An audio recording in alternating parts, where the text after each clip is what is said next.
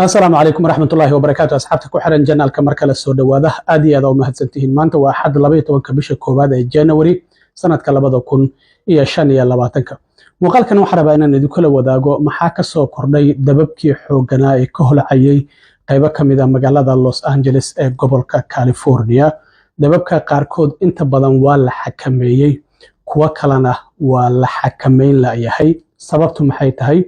gudoomiyaha gobolka iyo waliba doqa magaalada Los Angeles oo cadaadis xoogan uu saaran yahay waxa hadlay oo wareysi bixiyay gudoomiyaha gobolka Gavin Newsom iyo eedeynaya ayuu safarta ku fiiqaya maadaama culays fara badan uu isaga saaran yahay dhimasho fara badan oo ka jirta dabkaasi uu sababay sidoo kalena dad fara badan oo hadda digniino cusub la siinayo inay isaga baxaan meelaha dabku ku soo wajahan yahay maxay tahay sababaha dababka qaarkood loo xakameyn la yahay sidoo kale waan idila wadaagaya qaar kamid ah shirkadaha caymiska hantida ama guryaha dadka ay caymiska ay galiyaan oo iyaguna sidoo kale shirkadahaasi qaarkood labadii sano ee u dambeysay gobolka California ay isaga baxayeen inta badan guryahan gubtayna aysan wax caymis aysan lahayn sababtu maxay tahayna sidoo kale waan idila wadaagaya baarihii qaaska ah ee madax banaana ee wasaaradda cadaaladda ay u xil saartay labadii kiis ee Trump lagu baareeyay tii faragelinta doorashada iyo dokumentiyadii sirta uu qaatay markii aqalka cad uu ka tagay oo riboodkiisii markii uu soo diyaariyay kadib shalay ku dhawaaqay in uu iscasilay Trump inta uu Salman ka hor ayuu rabaa inuu meesha ka baxo maxaa yeelay Trump wuxuu yiri daqiiqad iguma qaadanayso inaan casilo oo aan fire gareeyo arrintaasina waa idin socodsiinaya balse marka hore aan ku bilaabo gobolka California maalintii shanaad ayaa dabab xoogan oo ka holcaya hareeraha magaalada Los Angeles la xakameyn la yahay ilaa hadda wararka soo baxaya waxay sheegayaan 16 qof inay dhinteen 13 qofna la laayahay 71,000 oo qofna ay yihiin koronto la'aan 150,000 oo qof ayaa lagu amray inay guryahooda isaga baxaan ilaa iyo 12,000 oo guri iyo dhismo kala duwan ayaa dabkan ilaa iyo hadda uu baabi'iyo dambasta ka dhigay sidoo kalena waxaa jirta in dad ka badan 20 qof la xiray dadkaas waxay yihiin guryihii gubtay ayay waxay u aadeen inay bilaleeqaystaan guryahaasi guryo dad lacag la ay lahaayeen hantila ayay ahayd marka waxyaabo dahab iyo waxyaabo jewelry iyo waxyaabaas ama ugu tagtaan ay istahayeen ciidamada ilaalada qaranka oo 16 kuna ayaa gudoomiyaha gobolka Gavin Newsom activate gareeyay oo hadda ku sugan meelihii gubtay waxayna ka ilaalinayaan dadku in ay bilaleeqaystaan sidoo kalena dhibaatooyin fara badan ayaa jira oo hadda baaritaano kala duwan ay ku socdaan dabkan qadabka qaarkood waxa loo maleynayaa in dad ay bilaabeen arintaasi hadda ATF-ta mas'uuliyiin isugu jirta gobolka California dowladda federaalka ayaa hadda arintaasi baaritaan ku wada guddi ayaa loo saaray bal soo ogaada dabkan ma dad ayaa bilaabay mase kaligii ayuu iska bilowday sidoo kalena maxaa sababay in meelihii biyaha kooxaha dabdamiska ay ka qaadan lahaayeen oo hareeraha wadooyinka tubooyinka fire hydrant la yiraahdo sababta biyo looga waayay maxay tahay sidoo kale baaritaan ayaa arintaasina ku socdo meelo kale waxaa jira water reservoir la yiraahdo meelaha biyaha lagu kaydiyo qaarkood waa ay marnaayeen waxa la leeyahay dib u dayactir ayaa lagu sameeyay arintaasi nafteeda waxay keentay dhibaato marka dabkan sababta loo xakameyn la yahay waxay tahay in duufaano xoogan ay jiraan biyana sidoo kale la laayahay laba diyaarad oo waxaa jiro diyaaradaha biyaha soo qaada oo dowladda Canada ay ugu deeqday gobolkaasi mid kamidana waxa ku dhacday diyaarad drone waxa sharci darro ah oo waliba dambi ah in marka active oo fire oo jira dab holcaya oo kooxaha dabdamiskana ay ku mashquulsan yihiin hawadaasi waa ka mamnuuc in qofku diyaarad drone uu ku duuliyo marka diyaaradii drone taheedna waa la helay diyaaradana dhaawac soo gaaray waatan hadda garab ayaa dhaawac ka soo gaaray waa in la bedelo ayaa leeyahay ma bari isniinta ka horna ma shaqo gali karto 2 maalmood waliba xilli loo baahnaa ayaa 2 maalmood hadda diyaaradaasi ay fadhisaa marka qofkii diyaaradaasi drone iska lahaa hadii la soo helo xabsi ayuu mutaysan karaa marka dhowr dab oo kala duwan ayaa magaalada Los Angeles hareeraheeda ka holcaya sida sawirkan aad ka aragtaan laakiin labada dab ee ugu daran waa dabka la yiraahdo Palisade Fire oo ilaa hadda 23,000 oo ekar ka badan ay ku kubteen isla markaana 11% ayaa ilaa hadda la xakameeyay halka 100% marka 11% marka la xakameeyay arintaas waxay tahay dabkaasi wali waa la xakameyn layaa sababtuna waxay tahay dab hadii la afuufayo ama uu damaya dabeel ayaa afuufaysa dabkan wuuba sii faafaya meelo cusub ayay dabayshu sii geynaysaa marka dabkan aad ayuu usii holcayaa dabka kalena wuxuu yahay dabka la yidhahdo Eden fire waxaana dabkaasi ilaa iyo hadda la xakameeyey 15 boqolkiiba 14,000 oo ekar ayuuna sidoo kale dabkaasi ilaa iyo hadda uu gubay marka dababka ilaa hadda sida aadka loo xakameeyey waxaa kamid ah Kenneth fire oo ilaa iyo 1,000 ekar gubay 90 boqolkiiba waa la xakameeyey dabka kale oo isagana la yiraahdo Hearst fire 76 boqolkiiba waa la xakameeyey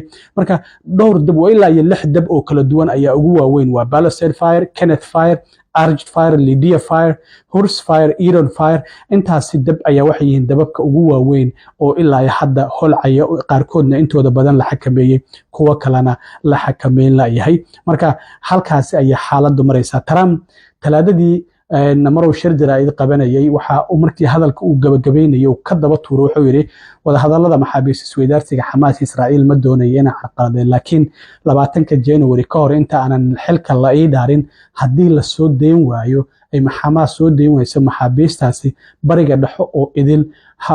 wadada amaba albaabada jaxiimada ayaan ku furaya isla maalintaasi waa maalinta dabka uu California ka qarxay marka amar ilaahay hanjabaadii uu bariga dhexe ugu hanjabayay hadda Mareykanka gudihiisa gaar ahaan California ayaa albaabadii jaxiimada ay ku furan yihiin isla markaana dabkooda la xakameyn la yahay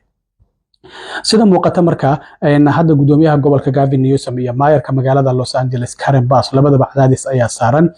Gavin Newsom oo la hadlay NBC saaka wareystay 10 daqiiqo bixiyay waxa la weydiiyay sababaha biyaha looga laayahay meelihii kooxaha dabdamiska ay dabka ka qaadan lahaayeen iyo sidoo kalena arintan yaa lagu eedeynaya waa uu diiday inuu cid farta ku fiiqo xitaa 2 maalmood ka hor waxa la arkay isagoo meelaha dabka mid kamid ah kormeeraya in haweeney gurigeeda gubtay ay ku soo carartay tiri governor gudoomiye sidee arintan ku dhacday markaasuu wuxuu yiri waan eegaynaa sida arintan ay ku dhacday waxay tiri mar kale arintan ma dhici doontaa sideese looga hortagaya wuxuu yiri howlahaas waan wadnaa xitaa telefonkiisa ayuu tusoo xiriir madaxweyne Joe Biden ayaa qadkii ugu jiro oo aan hadda la hadlaya marka si toos ah ayay dadku ay ula hadleen marka hadda dadkii waa guryo la'aan waa qaxooti hadda parking lot kan aad aragtaan dadkii ayaa donation soo diraya deeqo kala duwan dhar cunto maadaama dadkii dharkooda xitaa ay ka soo carareen wixii ay gacanta ku soo qaadan kareen ilmahooda iyo afartooshey la soo carareen cuntana ma haystaan goobihii marka hay'adda Lanqeyrta Cas ayaa waxay furtay kaniisadihii meelihii jimka haddii iskuulla badbaaday ay jiraan halkaas ayaa marka dadkii guryo u ah oo hadda waa qaxooti dadka hantida waxa laga yaabaa guryo kale inay gobollo kale ku leeyaan ama hoteelo ay degayaan oo lacagtooda iska bixin karaan laakiin dad waxaa jira aan hoteelo degi karin marka waa qaxooti arintii Gaza ka jirtay hadda waxay ka jirtaa California sidoo kalena Gavin Newsom asaas arintaas ayaa lagu eedeynay asigii Trump waa ku is eedeynay 9 milyan oo qof ayaa hadda digniino la siiyo Los Angeles iyo sidoo kale Ventura County labadaasi degmo ku sugan oo la yiri waa inaad heegan ku jirtaan marka fariinto ay soo dhacdo la yiraahdo carara waa inaad carartaan marka arintaasina sidoo kale waa ay ka taagan tahay magaalada gobolka California marka waxaan ognahay guryaha caymis ayaa la geliyaa ilaa iyo 7 kamid ah 12 shirkadood oo kala duwan ayaa California guryaha caymiska gelin jirtay 7 kamid ah waa ay isaga baxeen oo waxay yiraahdeen ma doonayno amaba waa ay hakiyeen ama gabi ahaanba waa ay xadideenba in wax caymisa ay guryahaasi dadka degan ay siiyaan siyaasadahooda 2023 iyo 24 sababtuna waxay tahay hadba shirkadda State Farm oo ugu weyn 22% ay gobolka California dadka guryaha caymis gelin jirtay hadda waxay sheegtay in ilaa iyo 30,000 oo guri ay siyaasadoodii gabi ahaanba ay joojiyeen oo wax caymis aysan siinin 69%na guryahaasi waxay ku yaalaan Palisade sababtuna waxay tahay dababkan waa ay ku soo laablaabtaan gobolka California sanad kasta marka shirkadii waxay leeyihiin lacagteen iyo dhan guri marka gubanaya sanad kasta lacag kuma bixin karno sidaa darteed California Florida kalena waxaa jirta sidoo kale in duufaano ama dabaylaha dhinaca badda ka yimaada ay qaar kamid ah shirkadaha caymiska isaga careen oo iyaguna sanad kasta dhacaya marka sanad kasta ma jirto shirkad doonaysa in ay guri intaasoo milyana ay dhisto marka waxay leeyihiin wax siyaasad caymis ay ma siin karno guryihiina ama hantidiina sidaa darteed ay u joojiyeen amaba ay xadideen dadka ay guryaha caymiska ay siin jireen intaas haddii arrimaha dabka aan uga gudbo Jack Smith baarihii qaaska ee madaxa bannaan ee wasaaradda cadaaladda dhamaadkii sanadkii 2022 ay u magacaawday in uu soo baaro labadii kiis Trump ku lug lahaa tii faragelinta doorashada ee magaalada Washington DC markii taageerayaashiisu ay weerareen aqalka Koongareeska January 6 4 sano ka hor iyo tii dukumentiyadii sirta oo Trump hore u sii qaatay markii xilka uu ka degay 20 January 2021 oo qasrigiisa Mar-a-Lago geystay FBI-duna Agosto sanadkii 2022 intay baareen dukumentiyada ay ka soo heleen iyagoo meel suuli ah qolal iyo meelo kala duwan iska yaalo meelo bannaan xitaa dad ay arkeen la leeyahay ayaa ugu dambeyntii shalay waxa ku dhawaaqay inuu iscasilay wasaaradda cadaaladda qoraal ay soo saartay waxay tiri Jack Smith baarihii qaaska shaqadiisii waa u dhameystay reportkiisii sirta ahayna waa uu soo gudbiyey oo waxa uu soo gudbiyey January 7deedii isla markaana 10kii bisha oo jimcihii ahayd ayuu iscasilay Trump hore waxa uu inta ololaha uu ku jiray uu yiri haddii aan soo laabto oo xilka marka la ii dhaariyo sakana iguma qaadanaysa inaan casilo oo shaqadan ka fire gareeyo ayuu yiri marka Jack Smith ugu dambeyntii waa uu iscasilay iyadoo sidoo kalena hadda reportka uu soo diyaariyay Trump teamkiisa dhinaca sharciga ay yiraahdeen waa in aan la soo bandhigin oo maxkamadda ay u gudbiyaan laakiin waxa la filayaa wasaaradda cadaaladda